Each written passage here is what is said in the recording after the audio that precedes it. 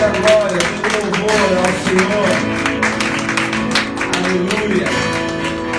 Diga assim para a pessoa que está ao seu lado agora. Deus quer falar com você. Então não me cutuca não. E nem fala comigo. E fala para ele assim também, não toca no seu celular. Pode falar. E não toca no seu celular para saber resultado de eleição. Amém? Pode se sentar, querido. Graças a paz, igreja. Amém. Amém. Abram suas Bíblias em Apocalipse, capítulo 21. Faremos somente um versículo. Apocalipse, capítulo 21, versículo 7. Diz assim: aquele que vencer herdará estas coisas, eu serei o seu Deus e ele será o meu filho. Amém. Amém? Feche seus olhos, curve sua cabeça. Pai, em nome do teu filho, que nós nos reunimos nessa noite, te pedimos, ó Pai, que o Senhor venha repreender toda árvore de rapina que esteja rondando os nossos corações para tentar roubar a tua palavra. Pai amado, nós declaramos agora que nossos corações são terra fértil para ti e que toda semente lançada produzirá fruto a 60, a 100 por um. Pai, que em nome de Jesus Cristo, enquanto, ó Pai, o teu Espírito se move entre o teu povo, sopre ao ouvido deles, ó Pai, aquilo que a tua palavra fala, que o Espírito convence o homem do pecado, da justiça e do juízo. Por isso nós te pedimos nesta noite que o Senhor venha sondar os nossos corações, vê se há algum caminho mau e nos guia pela vereda tranquila. Te pedimos para a honra e glória do teu nome. Amém. Amém. Amém. Quero meditar com vocês que esse versículo, ele fala muito ao meu coração, porque ele põe uma condicional. Ele dá uma condição nesse momento em que o escritor falava. Ele diz, aquele que vencer. Pressupõe que nem todos vão vencer. E aí o título da nossa palavra, fomos desafiados a vencer. Fomos desafiados a vencer. Quando olhamos esse versículo, o escritor está dizendo para nós, e aí? Você está sendo desafiado? Você vai vencer? E quando eu olho essa palavra, ele mostra para nós duas pessoas. Aliás, a nossa vida ela é regada por dois momentos. É sim ou não, vencer ou perder, ganhar ou não ganhar, nunca tem um meio termo. As nossas resoluções da vida sempre são binárias. Ou é ou não é. Ponto. E quando ele faz isso, ele dá a distinção para nós de duas pessoas. Aquele que vai vencer e aquele que não vai. E quando nós olhamos a Bíblia, nós vemos várias pessoas que tiveram um desafio de vencer. Umas venceram e outras fracassaram. Começou lá no Éden. Adão e Eva tinham um desafio de vencer. Eles tinham um desafio para poder vencer e perder. Eles tinham um desafio de não ceder às tentações e não comer do fruto. E eles perderam. Depois vieram outros. Veio Caim e Abel. Tiveram um desafio ali. Principalmente Caim teve um desafio que era não conseguir sucumbir à tentação da rejeição. Porque a oferta dele não foi recebida. E ele fracassou. E pior ainda, foi uma perda muito grande, por sinal. Vieram outros. Veio Abraão. Abraão, ele teve que vencer. E ele venceu o momento. Ele venceu principalmente o tempo da espera da promessa dele. E ele conseguiu vencer. Veio para nós José. José enfrentou incompreensão da família, incompreensão de várias situações. Mas ele venceu. Venceu a ponto de se tornar um governador. Se tornar alguém que comandava um reino que nem era um reino dele. Ele era estrangeiro naquela terra e mesmo assim ele conseguiu governar. E uma das coisas que a Bíblia fala, o motivo que José venceu, a Bíblia fala que ele tinha fé e dependia de Deus. Isso foi primordial para que ele vencesse aquele momento. Esther Esther, ela enfrentou um momento também muito difícil. O povo cativo, o povo preso. Ela teve uma oportunidade de poder não vencer, que era aquele momento em que nós muitas vezes passamos, que é faço ou não faço, falo ou não falo, vou ou não vou, e ela soube agir no tempo correto, soube agir no tempo certo, e conseguiu vencer. João Marcos, mais conhecido como Marcos, ele era muito novo, e ele tinha que vencer de alguma forma, principalmente as suas dificuldades interiores, e ele venceu. Davi, ele, se tem um sinônimo de vitória, é Davi. Davi enfrentou tantas coisas e venceu. Venceu um gigante. Enfrentou o gigante, coisa que não era para ele fazer, enfrentar, porque ele não estava na linha de frente. Os irmãos acharam aquilo uma afronta, e ele venceu. Só que ele não venceu um gigante menor do que aquele, que para ele se tornou muito maior, que era a sua natureza carnal. Ele não conseguiu vencer. Ele olhou, cobiçou, errou, e hoje ele é marcado até hoje pelo seu erro. E Deus preferiu não esconder isso de ninguém, para mostrar que o ser humano pode perder. Podemos perder batalhas. O que a gente não vai perder é a guerra, se nós estivermos no caminho correto. Uma batalha pode ser perdida, uma trajetória pode ser meio que conturbada, mas em momento nenhum a nossa fé deve esmorecer a ponto de acreditar que está tudo perdido. Nada está perdido. Nós acreditamos num Deus que, quando falou para Abraão, vai dar o seu filho, Abraão creu e deu. Abraão creu a ponto de que, se fosse feito o sacrifício, Deus ia trazer das cinzas o filho dele, se fosse preciso. Mas a gente precisa também entender por que Abraão teve que doar o filho dele. Chegou um momento em que Abraão colocou o filho dele na frente de Deus, e Deus falou: não, o que é meu eu não divido, o coração de ninguém eu divido, até o seu eu quero inteiro. Davi enfrentou um gigante que se tornou maior do que o gigante Golias, que foi a sua natureza carnal. Ele não ganhou, ele perdeu. Paulo, ele tanto que lutou, o tanto que venceu, é o tanto de marcas que ele tem na vida dele que deixou até hoje. Quero ler com vocês, se não quiserem abrir não tem problema, 2 Coríntios capítulo 11. Vamos ver aqui que o Paulo teve que vencer. 2 Coríntios 11, a partir do 22, diz assim: são hebreus? Também sou. São israelitas? Eu também. São descendentes de Abraão? Também o sou. São ministros de Cristo? Falo como fora de mim. Eu ainda mais. Em trabalhos muito mais. Em prisões também. Em açoites sem medidas. Em perigo de morte muitas vezes. Dos judeus 5 vezes recebi 40 açoites menos 1. 3 vezes fui açoitado com varas. 1 vez fui apedrejado. 3 vezes sofri naufrágio. 1 noite e 1 dia passei no abismo.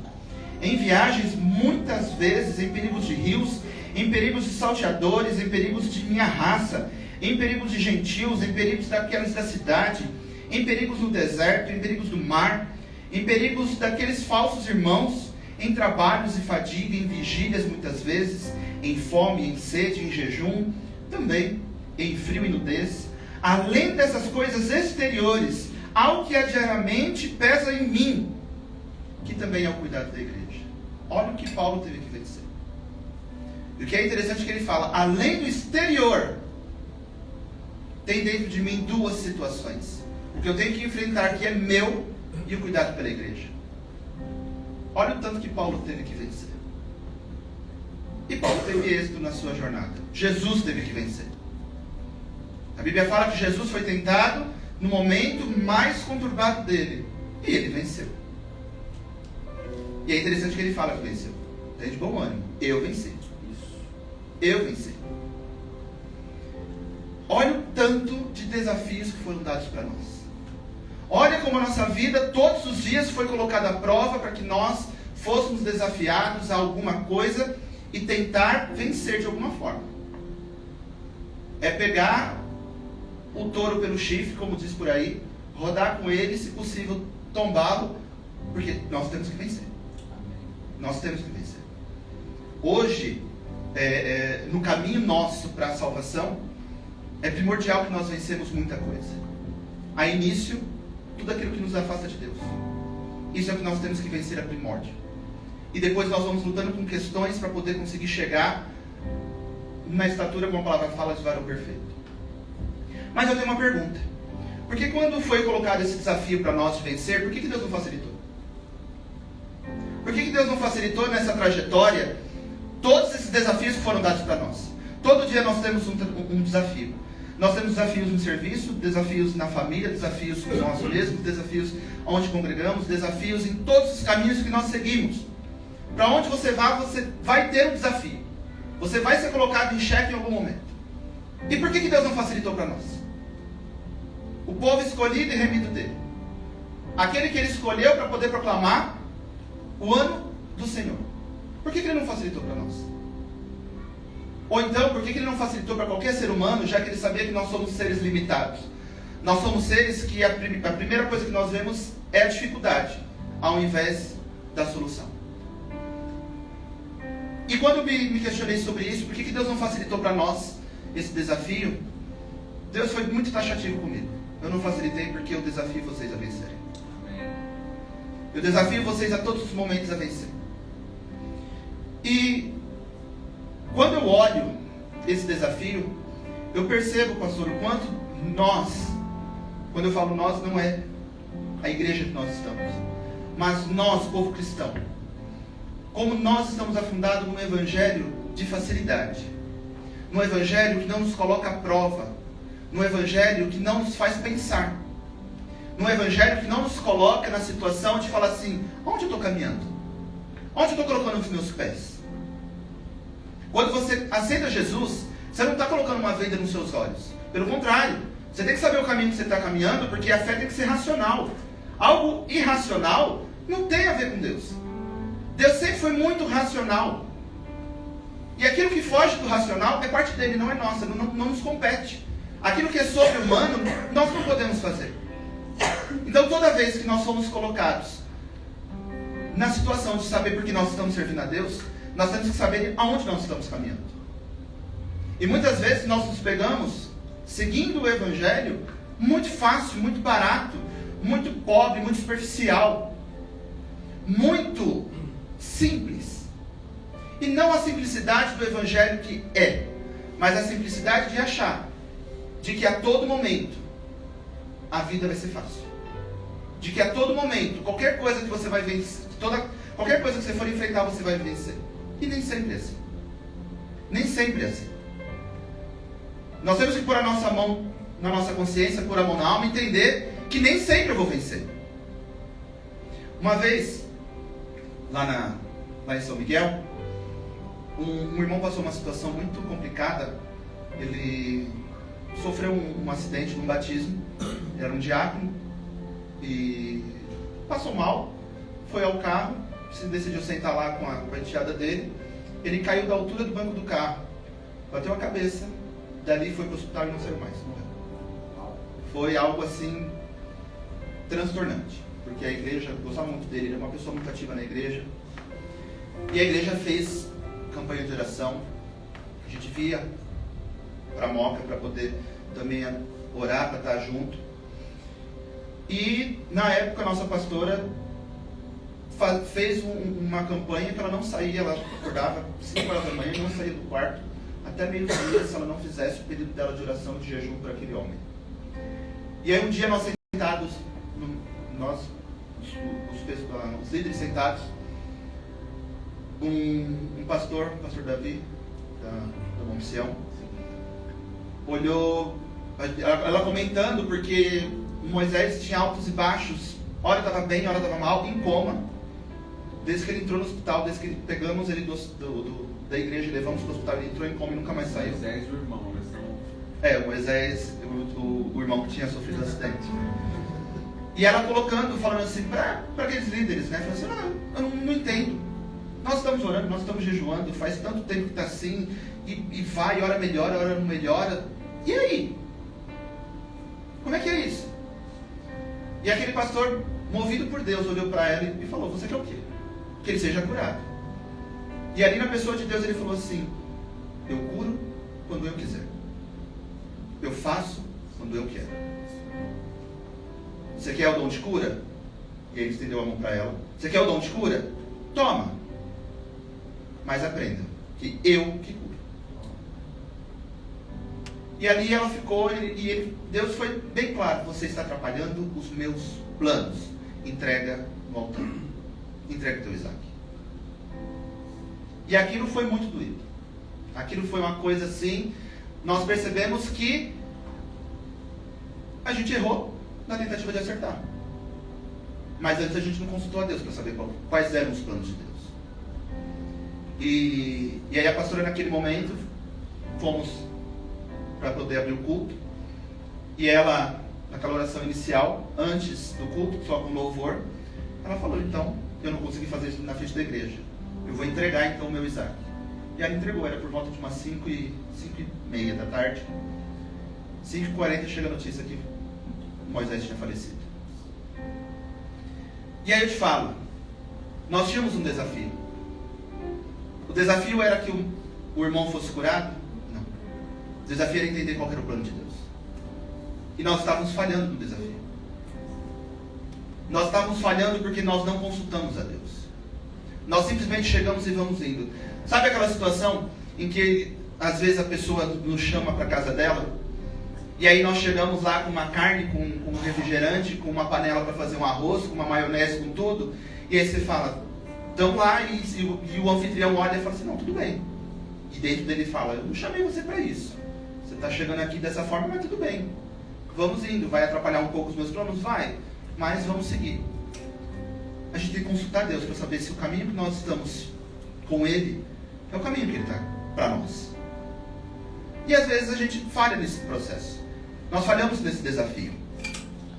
Então, quando nós conseguimos entender que nós fomos desafiados a vencer, que nós fomos desafiados a ter uma vitória diante de uma situação ou uma derrota,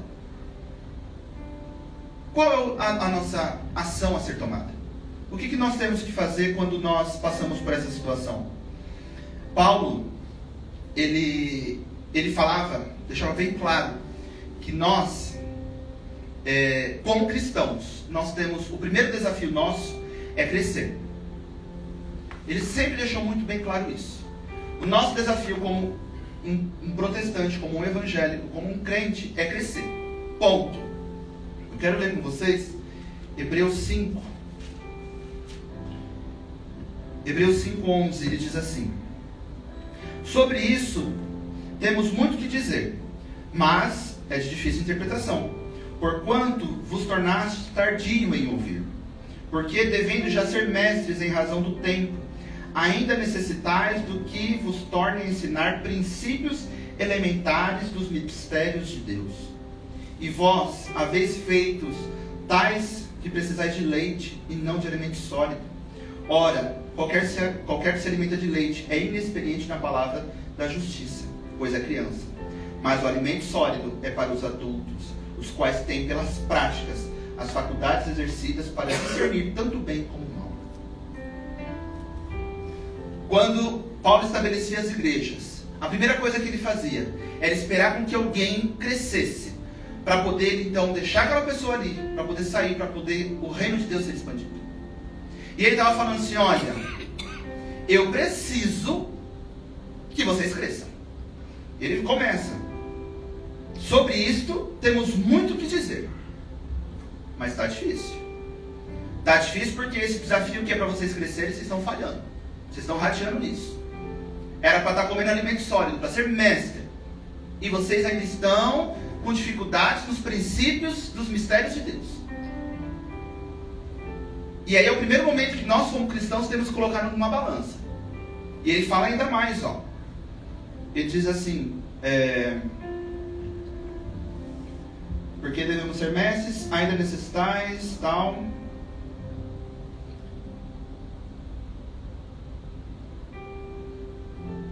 Porquanto vos tornaste tardio em ouvir, porque devendo ser mestres em razão do tempo. Ele fala: já tem tempo. Tem tempo que era para estar sólido. Tem tempo que era já para estar ensinando. Ser mestre é ensinar. E não está nesse momento de estar se lidando com coisas pequenas da fé. E aí, como cristão, a gente tem que se colocar na balança e falar assim: o tempo que eu estou está me fazendo crescer? Eu preciso entrar num balanço com Deus. Eu preciso fechar a porta do meu quarto e falar assim: Deus, vamos lá, eu estou crescendo? Qual é a minha taxa de crescimento? Está difícil, mas eu quero crescer. Não é errado você falar assim: está difícil porque eu não tenho as forças necessárias, eu não tenho o material necessário, mas eu preciso, Deus me ajuda. E aí Deus vai te dar caminhos. Deus vai te mostrar pessoas, vai te mostrar situações em que o que depender de você para crescer, você vai fazer. É muito fácil nós ficarmos aguardando de Deus coisas, sendo que Deus já está dispondo para nós crescer. Sabe, as pessoas elas têm uma grande dificuldade de conseguir entender. Os crentes têm muita dificuldade de achar as respostas de Deus. Os crentes têm aquela mania de querer que um anjo desça com a espada desembainhada numa carruagem de fogo e fazendo todo aquele alarido, toda aquela coisa, e quando a gente se depara que as circunstâncias ao nosso lado já está levando para uma resposta, que Deus já está permitindo com que tudo que está ali se movendo seja a resposta para nós. E a maturidade, o crescer em Deus, mostra esse feeling para nós, de conseguir visualizar Deus nas pequenas coisas, conseguir visualizar Deus nas coisas em que Ele permitiu acontecer. Olha o que o profeta fala, que ele estava lá esperando uma resposta de Deus, estava esperando a presença de Deus. E aí ele falou que veio o terremoto, Deus não estava lá. Passou o furacão, Deus não estava. E foi passando tudo aquilo que nós achamos que é uma resposta aparente de Deus, que é movimentos, que é ouvir alguém rodando e sapateando ao nosso encontro, que é alguém se levantar no meio do culto, e é isso que te digo, que é alguém parar uma palavra, parar uma ministração e apontar o dedo para você, e a gente não consegue perceber que a nossa vida está tomando um rumo que é a resposta de Deus. E esse é um desafio para nós, enxergar Deus nas coisas que Ele permite que aconteça. Esse é um desafio muito grande, que só ouvidos e olhos treinados na presença de Deus conseguem discernir o que é de Deus. E ele termina lá, dizendo: mas o alimento sólido é para adultos, os quais têm pela prática as faculdades exercidas para discernir tanto o bem quanto o mal. E como que está esse nosso crescimento? Como está esse desafio de crescer? Me coloco como Renan. Como que está o meu crescimento? Como está o desafio de eu ser maior daquilo que eu era? Aquele desafio de ser melhor do que era ontem e não tão melhor quanto eu vou ser amanhã. Como que eu estou nesse desafio? Eu estou no caminho de vencer ou no caminho de perder? É bom pensar. Amém. Diante disso, o que nos impede de crescer? O que nos impede de vencer esse desafio de ser maior, de ser maduro, de ser grande diante de Deus? Primeira coisa que eu coloco para nós é nós mesmos.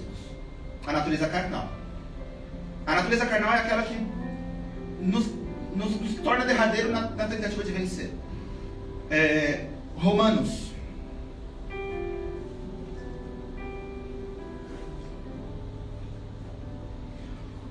capítulo 7.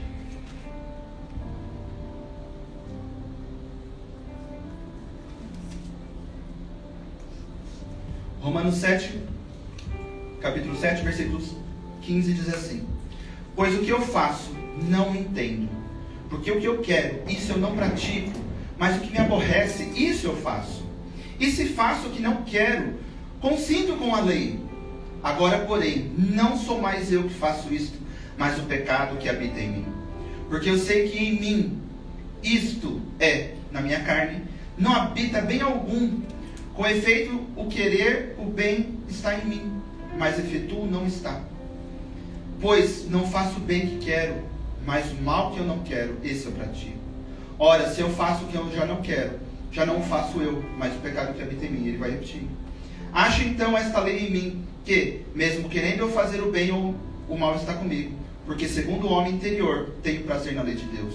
Mas vejo nos meus membros outra lei, guerreando contra a lei do meu entendimento, e me levando cativo à lei do pecado, que está nos meus membros. Miserável homem que sou, quem me livrará do corpo dessa morte? Graças a Deus, por Jesus Cristo, nosso Senhor, de modo que, mesmo com entendimento, sirva a lei de Deus, mas com a carne, a lei do pecado. Olha o que Paulo fala. A guerra interior que gera nesse processo de vida cristã. Vencer a natureza carnal.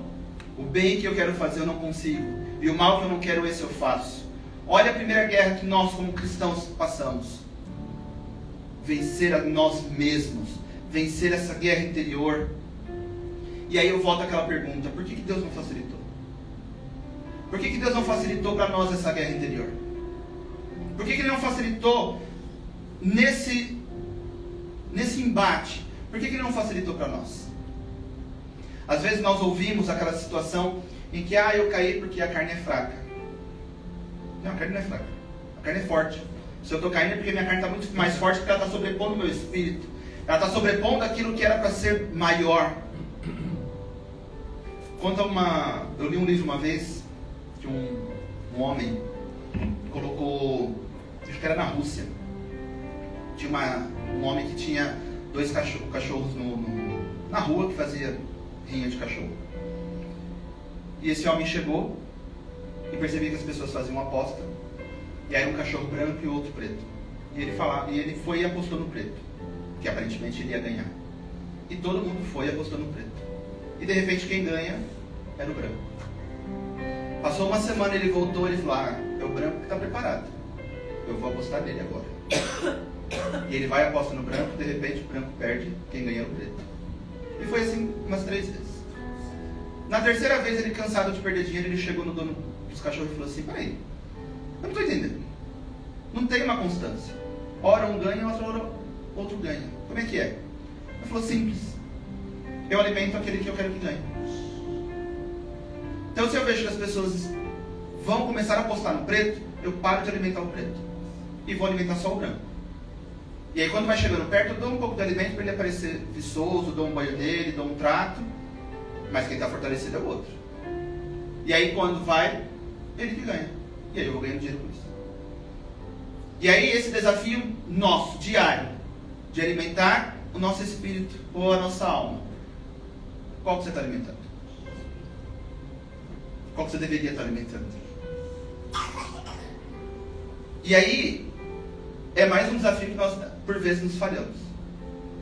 É mais um desafio que foi posto a nós e nós, por vezes, estamos perdendo. Segunda coisa que nós precisamos vencer é o mundo. Fato. É o mundo também que nós precisamos vencer. Óbvio que nesse embate entre natureza carnal e mundo, a natureza carnal é a mais difícil. Ponto. O mundo é mais fácil. Né? Por incrível que pareça, é muito mais fácil. É só você perceber com quem você anda, por exemplo. Eu tenho um aluno que ele está em processo de desintoxicação e ele, para poder conseguir vencer, a primeira coisa que ele fez, ele morava com uns amigos que eram facilitadores para ele. Ele colocou todos para fora. Ele mora sozinho hoje. Porque ele conseguiu perceber que quem facilitava para ele o uso de qualquer coisa que fazia mal para ele eram os amigos. Se afastou. Já está vencendo o mundo. Uma parte do mundo, pelo menos, que ele consegue lidar. Mas o mundo ainda assim é difícil. E aí em João 16, 33 diz assim: tenho-vos dito essas coisas, para que em mim tenhais paz. No mundo tereis tribulações, mas tende bom ânimo. Eu venci o mundo. E aí tem aqueles outros que seguem, né? E aí colocam, parafraseando: eu venci, você também vai vencer. Cuidado, não é bíblico. Tá? Não é bíblico porque a palavra lá no final diz: ao que vencer. Então cuidado. E aí Jesus olha para nós e fala assim: eu venci o mundo. Eu venci. Em homem e como homem, eu venci o mundo. Dando para nós uma situação em que é muito interessante para nós. Quando Jesus ele fala isso, ele estava querendo dizer assim: olha, se concentre em você, porque eu venci o mundo. Uma parte que era um pouco mais trabalhosa para você, eu já fiz. Agora vai fazer a sua, se concentre em você. Se é que é uma parte nossa, né? Não há nada que nós possamos fazer para poder ajudar a Deus. Deus é dono, Ele é o poder, Ele detém tudo que é. Então aquela situação em que nós fazemos algo para poder, aquele velho ditado que corre no mundo, né? Faça a tua parte que eu te ajudarei, não é bem assim. Eu não posso ajudar Deus. Deus não precisa da minha ajuda. E ainda que Deus precisasse, eu não tenho força para ajudar Deus. Eu não tenho poder, eu não tenho condições, eu não tenho nada. Quando Jesus fala isso para nós, Ele estava falando o seguinte: olha, vai lutando, você vai conseguir vencer. Às vezes, em algum momento você vai conseguir vencer. Isso é o que tem que te dar força para poder seguir, ter força para vencer. E aí nós olhamos as situações e a gente percebe que todas as igrejas em Apocalipse terminavam de uma forma: aquele que vencer. Todas, até a igreja perfeita, Filadélfia, teve que vencer em algum momento. E aí entra para nós, né? O que nós temos que vencer? Nossa natureza carnal e o mundo. E como nós vamos conseguir vencer esses dois? Crendo que Jesus já venceu o mundo e agora percebeu o que vai nos ajudar a poder vencer a nossa natureza carnal. E eu fiquei muito contente porque durante a ministração do louvor, a pastora soltou uma frase que era, para mim, o ápice do que eu quero falar para vocês, que é ser filho de Deus. Poder vencer o mundo, poder vencer a nós mesmos, poder vencer a qualquer desafio em que nós estamos dispostos a vencer, primeiro nós temos que ser filhos de Deus. E não qualquer filho. Temos que ser filhos maduros de Deus. Tá? Romanos, voltando lá para Romanos, o escritor aos Romanos, ele diz uma coisa muito séria. Romanos 8, capítulo 14, diz assim, capítulo 8, versículo 14: pois todos os que são guiados pelo Espírito de Deus, esses são filhos de Deus. Porque não recebestes o espírito de escravidão, para outra vez estardes com temor, mas recebeste o espírito de adoção, pelo qual clamamos: Abba, Pai. O Espírito mesmo testifica com o nosso espírito que somos filhos de Deus. E ele traz dois momentos a frase: filho de Deus. E aí eu quero fazer a distinção com vocês, tanto do 14 quanto do 16. O versículo 14, ele diz assim: todos aqueles que são guiados pelo Espírito de Deus, esses são filhos de Deus. Quando o escritor escreveu isso, esse filho, ele estava dando a direção de um filho que tomou características do pai. Um filho que não é só filho porque nasceu de, mas é um filho que se tornou filho porque parece com. E aí no 16 ele fala: o mesmo Espírito testifica ao nosso espírito que somos filhos de Deus. Quando ele fala nesse versículo que somos filhos de Deus, ele está falando da adoção que ele estava comentando, que nascemos de Deus. É basicamente aquela coisa: uma criança nasce, você sabe que ela é filha do pai e da mãe porque tem aparência física. Versículo 16. Temos uma aparência física daqueles que nos gerou. Mas o filho verdadeiro é aquele a qual toma as características do pai, toma as características da mãe. Não é só o filho porque nasceu, mas é filho porque parece com. E quando eu olho para esse momento, eu vejo que o maior desafio para nós é sermos filhos que têm as características daquele que nos criou. Que é um dos desafios ferrenhos que nós temos. É nos tornar filhos por característica, e não somente pela adoção. Sermos filhos porque geramos frutos. Você quer conhecer seu filho? Veja ele longe de você. Veja o teu filho longe de você, que aí você vai saber. Você quer saber se você é filho de Deus por características dele? Fora da igreja. Dentro da igreja todos nós somos o melhor possível, mas é lá no serviço, é na escola, é no transporte, no momento diante de alguma situação. É ali que nós nos mostramos se somos realmente filhos de Deus ou não. É ali que nos mostramos se somos ou não alguém que não só nasceu, mas alguém que por caminhar tão junto, parece com ele. Essa é a primeira dica que eu te dou para poder vencer. seja um filho de Deus, por característica, por amadurecimento. Nesse momento, se você tiver isso, pode ter certeza que você já está meio caminho andado para vencer. Amém. Você está meio caminho andado para poder ter êxito no seu desafio. E aí cai naquilo que nós lemos já em Hebreus. Que vamos deixar de ser meninos, deixar de ser crianças, porque estamos no leite, para poder ter alimento sólido. A criança, quando ela vai crescendo, ela vai deixando de ter essa comida de papinha, vai introduzindo alimento sólido, porque ela vai crescendo em tamanho, em estatura e também em amadurecimento.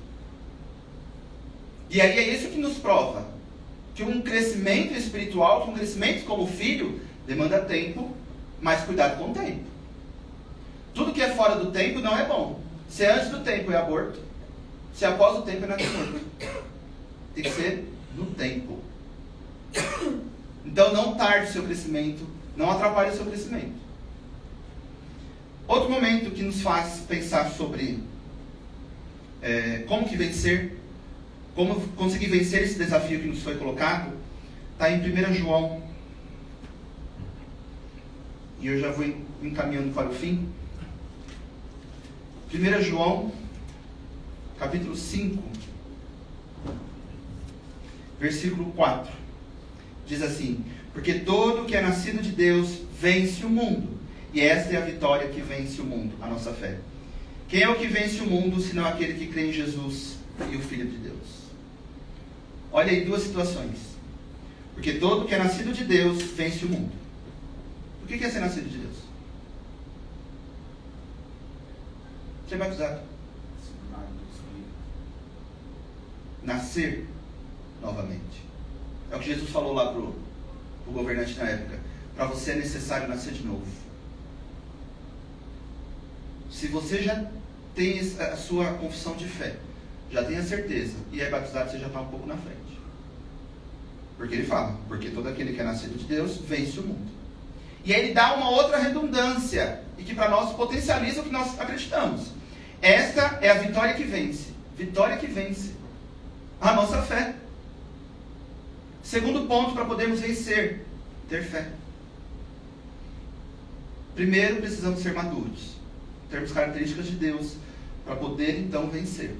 E segundo, é ter fé, que deixa bem claro, a vitória que vence o mundo, a nossa fé.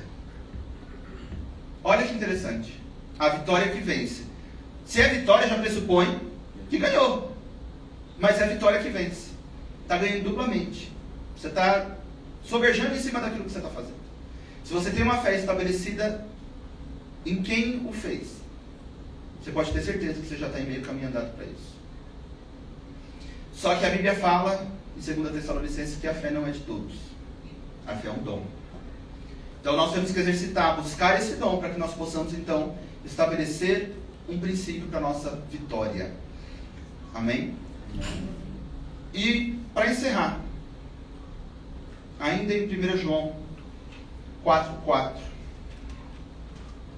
ele diz assim: filhinhos, vós sois de Deus e já tendes vencido, porque maior é aquele que está em vós do que aquele que está no mundo.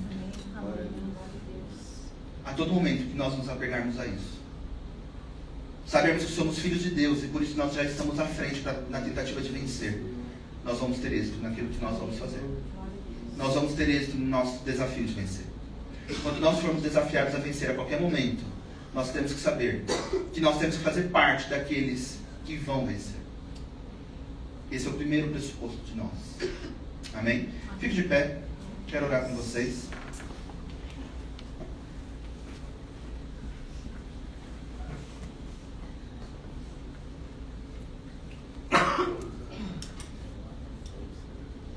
Feche seus olhos.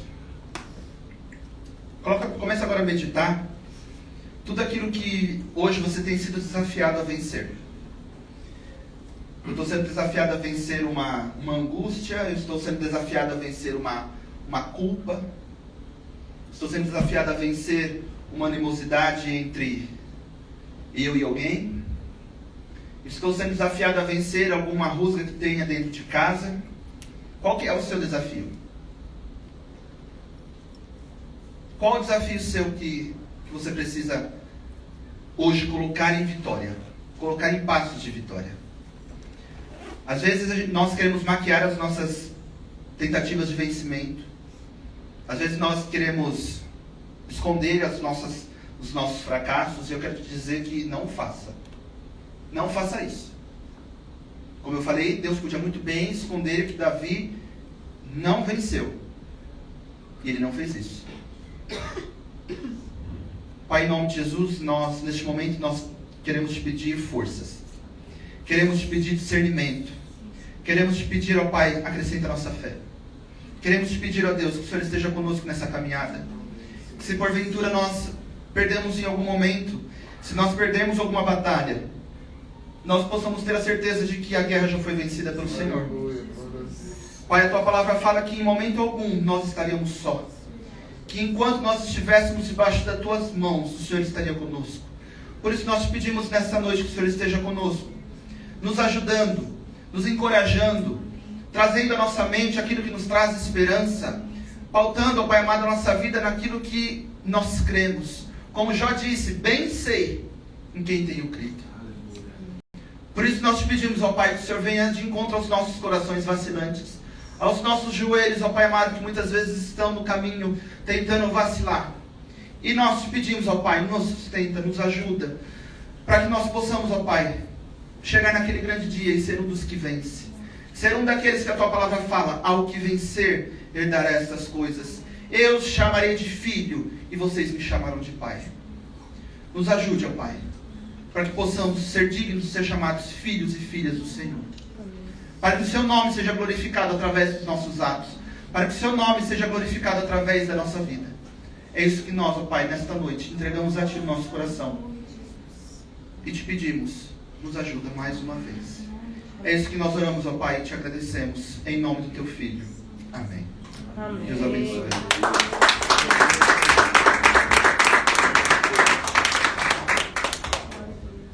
Amém.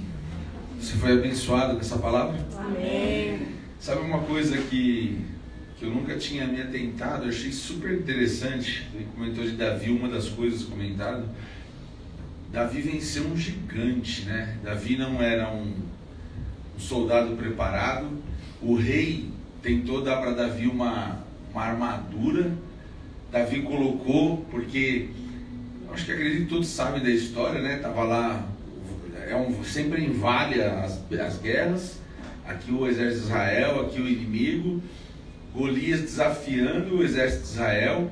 E Davi simplesmente foi levar um lanchinho para os irmãos dele que estavam ali preparados para guerrear. E todos com medo de Golias. Mas Davi não era ainda rei. Ele tinha um chamado, mas não era. Quando ele falou assim, ninguém vai enfrentar Golias, eu vou. Aí Saul falou, então pelo menos coloca minhas armaduras. Se for colocar nele, não cabia nele. Ele falou, não quero nada dessas parafernálias não, né? Ele só simplesmente pegou 5 pedrinhas ali à beira do rio e ele foi enfrentar Golias. E ele diz, a palavra diz que ele, antes disso, ele falou, eu já enfrentei leão, já enfrentei urso para proteger as ovelhas. Quem é este filisteu que veio desonrar o meu Deus, né? Deus de Israel? E ele foi lá, né, guerrear com Golias. É interessante, ele venceu um gigante que para nós aparentemente era muito maior do que Batseba. E ele não venceu Batseba.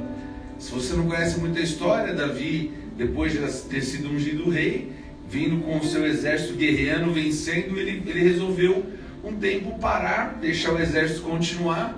E quando ele abriu as janelas do seu palácio, ele avistou uma mulher bela e formosa, e aquela mulher era casada e ele desejou aquela mulher. Então assim, veja só como a vida realmente é complicada. Ele venceu um gigante, mas ele não venceu uma tentação, né? E é uma palavra que nos ensinou muito hoje. Pelo menos eu aprendi muito com Deus usou a vida do Renan, e creio que todos nós, porque não é tempo mais de sermos tratados como criança, a não ser aqueles que são novos na fé, que estão aí se alimentando, que tem que ser de pedrinha em pedrinha, crescendo. Mas quantos de nós já somos cristãos há 10, 15, 20, às vezes as mesmas atitudes, né? Então que essa palavra esteja guardada no seu coração, no meu coração, para que a gente realmente seja fortalecido em nome de Jesus, para que de fato, como ele disse, ele mencionou em Apocalipse, as igrejas, as 7 igrejas, sempre no final tem: ao que vencer, este herdará a coroa da vida. É ao que vencer, não são todos que vão herdar a coroa da vida. E o que é herdar a coroa da vida? Essa questão, que um dia a gente pode até tratar de um assunto desse, um discipuladão, né, falar sobre essa questão de vida eterna. Existe ou vida com o Senhor ou vida no inferno. Não existe um meio termo. Então, e às vezes nos preocupamos tanto com o nosso dia a dia que nós vivemos aqui, né? Ah, não, aqui está tudo bem, eu tenho uma vida de sucesso. Por quê? Porque eu prospero financeiramente, na minha empresa eu sou o melhor, eu tenho a melhor casa, enfim, tenho dinheiro no banco, não me falta nada. Isso não quer dizer que você é o melhor em tudo, porque o verdadeiro sucesso não está nisso, mas aquele que vive uma vida em Cristo Jesus. Não é uma posição social, não é o dinheiro, não é o nosso intelecto que nos define, né? Mas é a nossa intimidade com o Pai. É isso que devemos buscar a cada dia, sabe? É isso que devemos realmente, às vezes nos apegamos buscando, querendo resposta de coisas pequenas, detalhes, e na verdade a vida com Deus é muito mais que isso. É você abrir teu coração e você servi-lo em espírito e em verdade, como diz a palavra em João 4:23, né? Você abrir teu coração e não simplesmente querer ser só conhecedor, mas você viver aquilo que você tem aprendido. Amém? Amém. Glória a Deus. Eu queria nesse momento também ministrar sobre ofertas e dízimos. Por que falamos sobre isso? Porque nós adoramos a Deus com nossas ofertas também. E é um momento que nós não devemos nos constranger. Sabe por quê? Porque ninguém é obrigado a fazer nada, de maneira nenhuma. Mas eu amo tanto a Deus que aquilo que eu faço por gratidão e amor. Eu amo a Deus, eu venho de um tempo do Evangelho. Inclusive esses dias eu e a Dani estivemos na igreja que me converti, né, na denominação que eu me converti, e ainda eu falava para ela: nossa, se passaram já quase 40 anos e a mesma coisa, assim, sabe, aquela como eu posso dizer, a mesma liturgia, a mesma, sabe, uma religiosidade. Mas amém, que Deus esteja abençoando a vida deles ali. E um dia eu aprendi que se eu não fosse dizimista, se eu não fosse ofertante, que o devorador, as pragas me pegariam e tal. Meu Deus não é um Deus disso. Eu creio assim, eu creio na obediência da palavra. Eu creio que quando eu entrego o meu dízimo, eu estou declarando a minha fé. Foi falado sobre fé aqui hoje, que é Deus me abençoa tanto, que é Deus permitir que eu fique com 90% e 10%. Eu vivo a minha obediência, eu entrego na casa do Senhor. A oferta é aquilo que Deus colocar no coração daquelas pessoas. De repente, não precisa ofertar na igreja, mas ofertar na vida de alguém. De repente, Deus se direcionou a alguém e falou: eu quero ofertar na vida de alguém porque, porque ele está precisando. Não só por isso, é o que o Espírito Santo colocar no seu coração. E nós vamos ter aí alguns segundos. Ele até pode ficar com a cabecinha dele pequena para cá, e tem o QR Code ali. Se você quiser ofertar, amém. Se você hoje não veio preparado, amém, também não se constranja. Mas o importante é que você entregue sua oferta de adoração ao Senhor. Enquanto assim fazemos, quero agradecer a presença de todos os visitantes, né? Alguns irmãos hoje não vieram, mas glória a Deus. Eu quero agradecer a presença da mãe do Gilmar. Como que ela chama? Maria. Senhora, seja bem-vinda, em nome de Jesus. A senhora é linda, Deus te abençoe. Eu tenho uma vozinha também, de 93 anos, E eu quero ver se agora eu consigo trazer minha vozinha para os nossos cultos também. Porque eu consegui arrumar uma cuidadora lá que é uma pastora. Foi a pastora da Dani. E agora a única preocupação que eu tenho, como a minha vozinha tem Alzheimer, dela vir e ela fica com a cabeça confusa de ver muita gente. Então depois ela sai da rotina dela, né? Mas eu vou tentar. Eu quero tentar um domingo vir trazer ela também para estar com a gente aí, em nome de Jesus. Então a senhora seja bem-vinda, viu? Foi um prazer ter a senhora com a gente, em nome de Jesus. Bom ver também o Nicolas e a Ruth. Acabou as férias, né? Agora já está de volta. Bem, vamos louvar o Senhor? Amém. Enquanto louvamos, você que vai ofertar amém, aproveite esse momento para adorar o Senhor em nome de Jesus. Vamos louvar o Senhor. E já encerrar o culto também. Deixa eu aproveitar e já orar. Gente, quarta-feira é feriado, né? Aleluia, glória a Deus. Mas o Ed não falou que eles vão trabalhar quarta-feira? Que é isso? Mas eu quero fazer um certificado quarta-feira para A Isa está disponível. então tá bom. Atendimento presencial. Nada de home office, presencial, Ela quarta-feira. estará lá. Quarta-feira. Melhor atendente.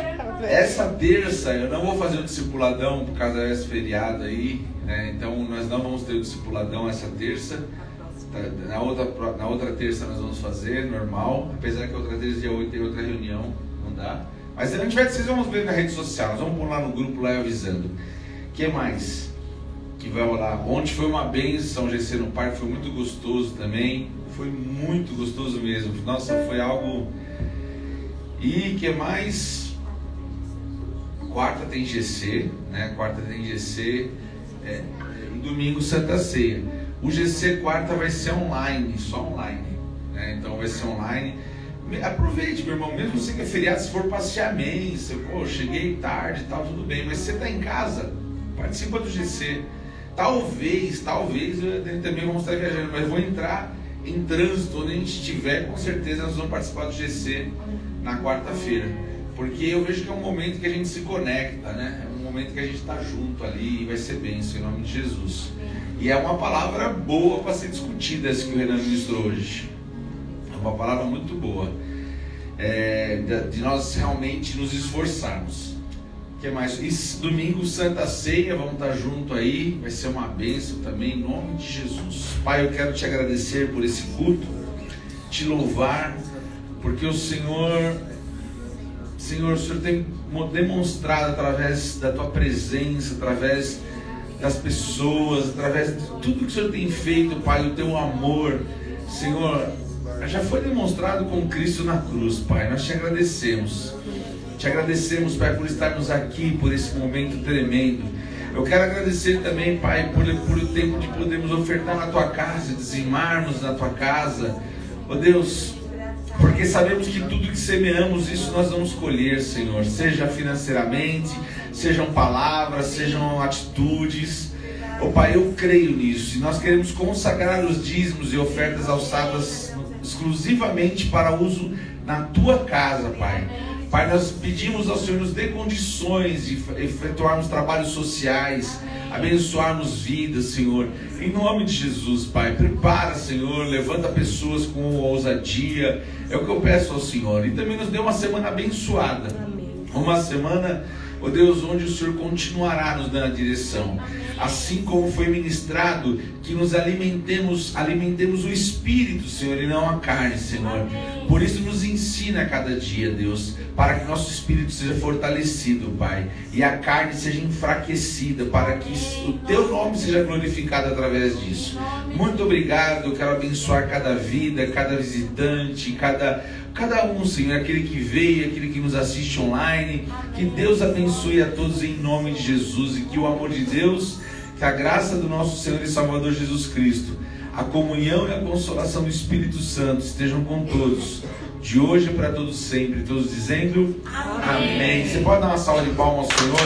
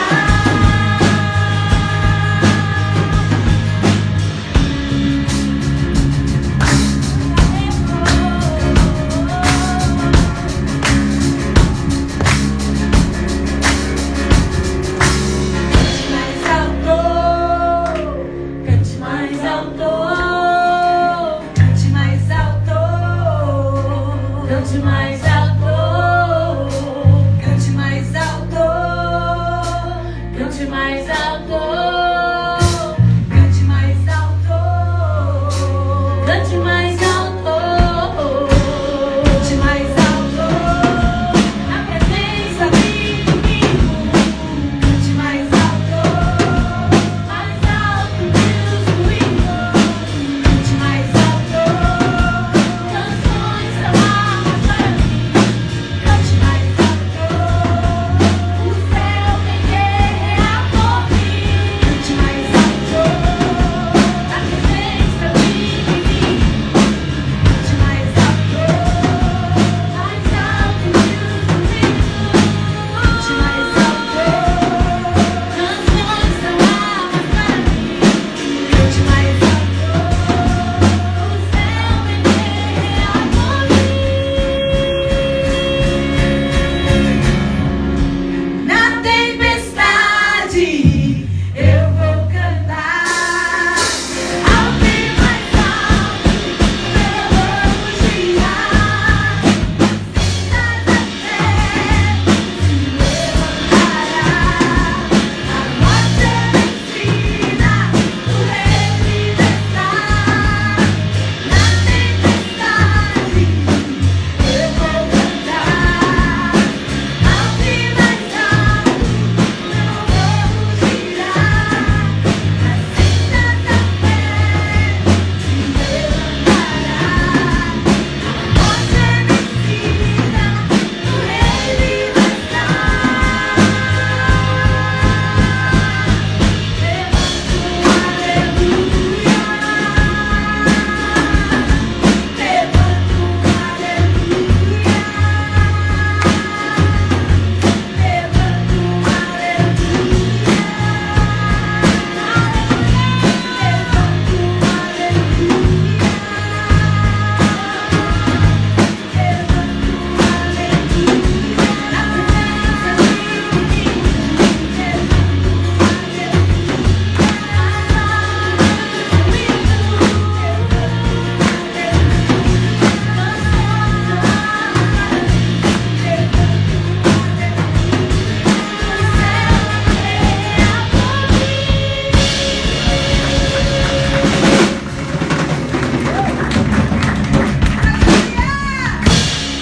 Glória a Deus. Amém. Glória a Deus.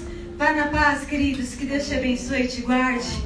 Em nome de Jesus, uma semana abençoada para você e para sua família. Em nome de Jesus. Amém.